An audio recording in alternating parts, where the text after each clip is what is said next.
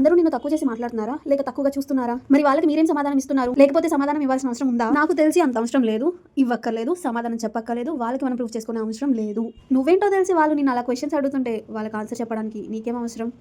Are అన్నీ తెలిసి కూడా గుచ్చి మాట్లాడుతుంటే వాళ్ళకి నువ్వు చులకన అవ్వడం తప్ప ఏం ఉపయోగం ఉండదు. నువ్వు ఆన్సర్ చేస్తే ఇంకా నిన్ను చులకనగానే చూస్తారు. మేబీ నేను ఇప్పుడు చెప్పడం వల్ల మీకు అంత క్లారిటీ లేకపోవచ్చు, కానీ మీరు ఎక్స్పీరియన్స్ చేస్తే దాని విలువ ఏంటో, నొప్పి ఏంటో తెలుస్తుంది.